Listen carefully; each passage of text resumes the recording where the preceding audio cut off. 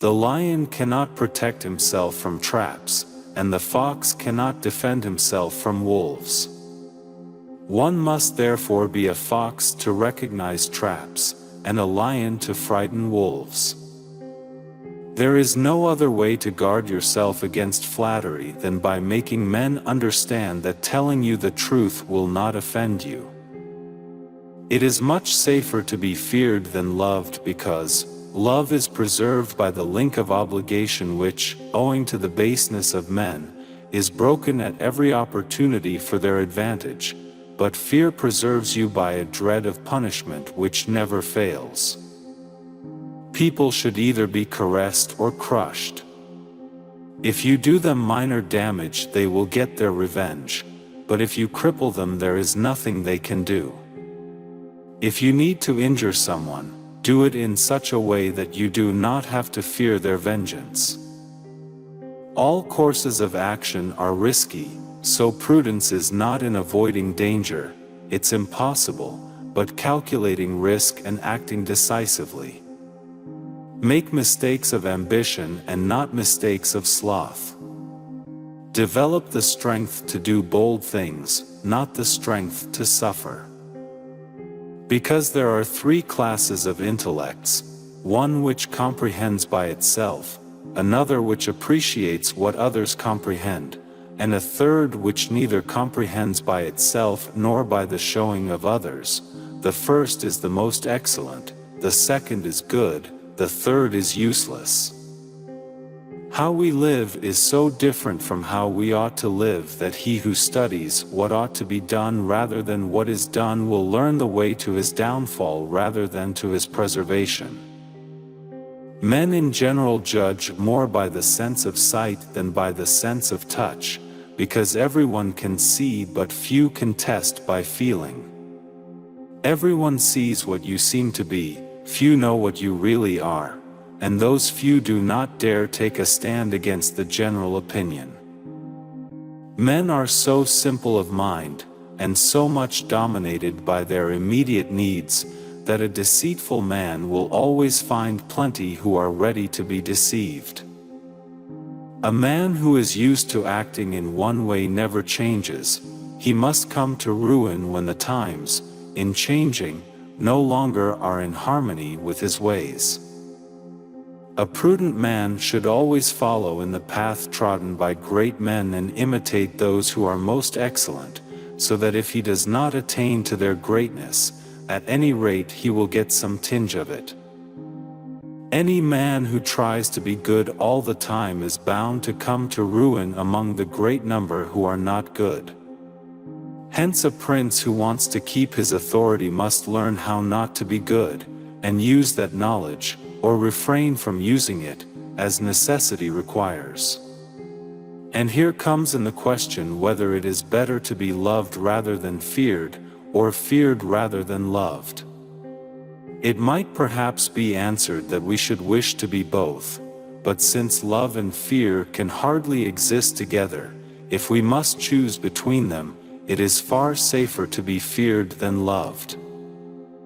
It must be remembered that there is nothing more difficult to plan, more doubtful of success, nor more dangerous to manage than a new system. For the initiator has the enmity of all who would profit by the preservation of the old institution, and merely lukewarm defenders in those who gain by the new ones. It must be considered that there is nothing more difficult to carry out, nor more doubtful of success, nor more dangerous to handle, than to initiate a new order of things. When evening comes, I return home and go into my study. On the threshold I strip off my muddy, sweaty, workday clothes, and put on the robes of court and palace, and in this graver dress I enter the antique courts of the ancients and am welcomed by them, and there I taste the food that alone is mine, and for which I was born. And there I make bold to speak to them and ask the motives of their actions, and they, in their humanity, reply to me. And for the space of 4 hours I forget the world, remember no vexation, fear poverty no more, tremble no more at death, I pass indeed into their world. Men ought either to be well treated or crushed, because they can avenge themselves of lighter injuries, of more serious ones they cannot. Therefore the injury that is to be done to a man ought to be of such a kind that one does not stand in fear of revenge. He who becomes a prince through the favor of the people should always keep on good terms with them, which it is easy for him to do, since all they ask is not to be oppressed. Men judge generally more by the eye than by the hand, for everyone can see and few can feel. Everyone sees what you appear to be, few really know what you are.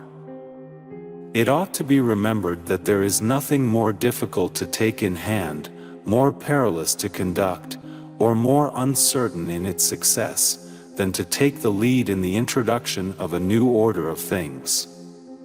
Because the innovator has for enemies all those who have done well under the old conditions, and lukewarm defenders in those who may do well under the new. This coolness arises partly from fear of the opponents, who have the laws on their side, and partly from the incredulity of men, who do not readily believe in new things until they have had a long experience of them. Therefore it is unnecessary for a prince to have all the good qualities I have enumerated, but it is very necessary to appear to have them. And I shall dare to say this also, that to have them and always to observe them is injurious, and that to appear to have them is useful, to appear merciful, faithful, humane, religious, upright, and to be so, but with a mind so framed that should you require not to be so, you may be able and know how to change to the opposite.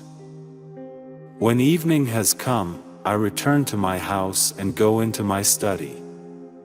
At the door I take off my clothes of the day, covered with mud and mire, and I put on my regal and courtly garments, and decently reclothed, I enter the ancient courts of ancient men, where, received by them lovingly, I feed on the food that alone is mine and that I was born for.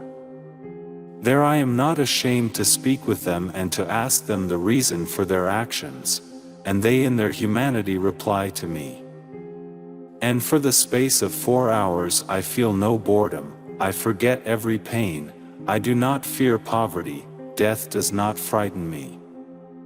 I deliver myself entirely to them. One can say this in general of men: they are ungrateful, disloyal, insincere and deceitful, timid of danger and avid of profit. Love is a bond of obligation that these miserable creatures break whenever it suits them to do so, but fear holds them fast by a dread of punishment that never passes. I conclude therefore that, fortune being changeful and mankind steadfast in their ways, so long as the two are in agreement men are successful, but unsuccessful when they fall out. For my part, one consider that it is better to be adventurous than cautious, because fortune is a woman, and if you wish to keep her under it is necessary to beat and ill-use her, and it is seen that she allows herself to be mastered by the adventurous rather than by those who go to work more coldly. She is, therefore, always, womanlike, a lover of young men, because they are less cautious, more violent, and with more audacity command her.